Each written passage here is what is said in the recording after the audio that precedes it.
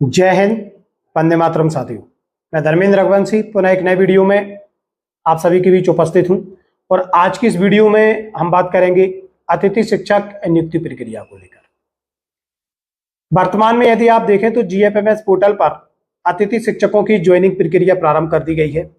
बहुत सारे अतिथि शिक्षक साथी ज्वाइनिंग ले चुके हैं और उन्होंने संस्थाओं पर जाना प्रारंभ भी कर दिया है, लेकिन उसमें केवल 40% ही अतिथि शिक्षक साथी ऐसे हैं जिनकी बहुत ही आसानी से ज्वाइनिंग प्रक्रिया संपन्न हो चुकी है।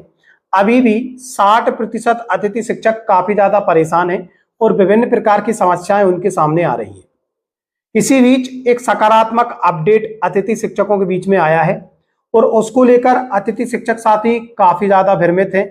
काफी ज्यादा प्रश्न अतिथि शिक्षक साथियों के उसको लेकर आ रहे हैं कि आखिरकार ये क्या है और इसके क्या कुछ मायने हैं। साथियों, जो ज्वाइनिंग अतिथि शिक्षक साथियों की जीएफएमएस पोर्टल पर की गई है उसमें जो डेजिग्नेशन का कॉलम है उसमें संविदा शिक्षक और उस जिस भी कैडर में वो नियुक्त है वह लिखा आ रहा है। जैसे किसी की नियुक्ति प्राथमिक शिक्षक पर हुई है तो डेजिग्नेशन में संविदा शाला शिक्षक वर्ग 3 आ रहा है।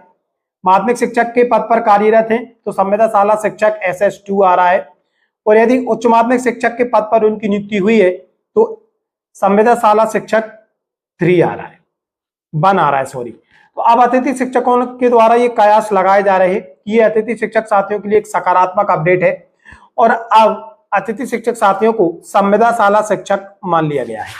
इस तरीके के मैसेज भी अतिथि शिक्षकों के पास वायरल हो रहे हैं और जिनकी ज्वाइनिंग हो चुकी है वो अतिथि शिक्षक साथी काफी ज्यादा उत्साहित भी इस चीज को लेकर दिख रहे हैं।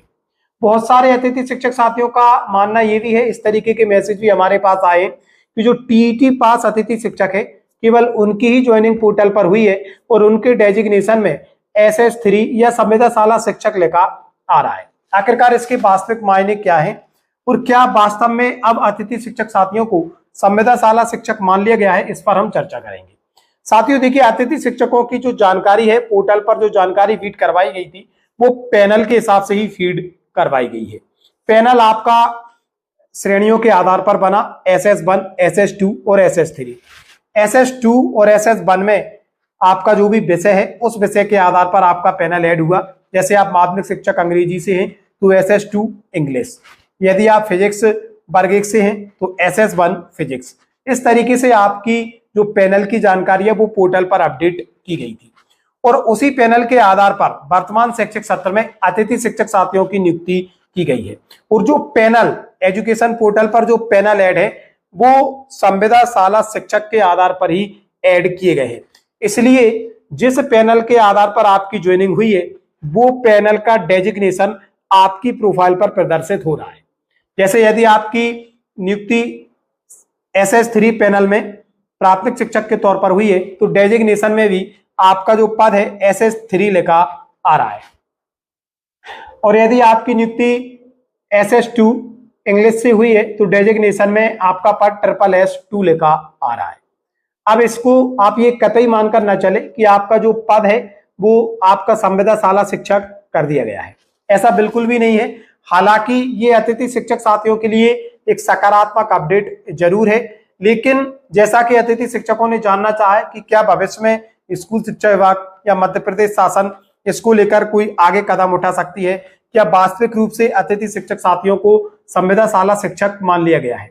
साथियों, ऐसा बिल्कुल भी नहीं है, क्योंकि वर्तमान में हम देखें तो स्कूल शिक्षा विभाग में संविदा शाला शिक्षक का जो पद है उसे ही डाइंग कर दिया गया है। उसे अब वो संविदा शाला शिक्षक के पद पर किसी भी प्रकार से शिक्षकों की नियुक्ति नहीं की जाती है।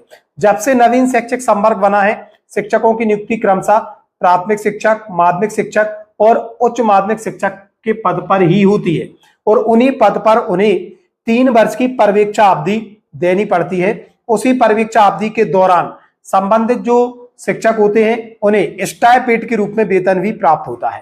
तो वो तो जो पैनल क्रिएट किए गए हैं, जो पैनल की जानकारी है वो आपकी संविदा बेस के जो पद हैं उसके नाम के आधार पर की जाती है। इसलिए डेजिग्नेशन में संविदा शाला शिक्षक आपका लिखा प्रदर्शित हो रहा है। इसके आप अन्य मायने बिल्कुल भी ना निकालें, लेकिन कहीं ना कहीं ये हम स्वीकार करते हैं कि अतिथि शिक्षक साथियों के लिए ये एक सकारात्मक अपडेट हो सकता है। लेकिन फिलहाल में विभाग में इसको लेकर किसी भी प्रकार की हलचल नहीं है। अतिथि शिक्षक साथी किसी भी प्रकार से भ्रमित ना हो, और जो जानकारियां आपके पास पहुंचाई जा रही हैं कि आपको संविदा शाला शिक्षक मान लिया गया है, ऐसा बिल्कुल भी नहीं है। फिलहाल जो अपडेट हमारे पास है वो जानकारी आपको उपलब्ध करवाई गई है। जैसे ही विभाग से अन्य कोई जानकारी हमारे पास आएगी, निश्चित तौर पर वीडियो के माध्यम से आपको उपलब्ध करवाएंगे। हम भी यही उम्मीद करते हैं कि आगे आने वाले समय में अतिथि शिक्षकों को लेकर राज्य सरकार या स्कूल शिक्षा विभाग कोई बड़ा निर्णय ले, उनके लिए कुछ ऐसी नीति और नियम बनाए जिससे कि वो स्कूल शिक्षा विभाग में नियमित शिक्षक के तौर पर काम कर सके। साथियों, ये था आज का महत्वपूर्ण अपडेट जो कि अतिथि शिक्षकों को लेकर था। मिलेंगे जल्दी नए अपडेट एवं नए टॉपिक के साथ। तब तक के लिए जय हिंद, जय भारत मित्रों।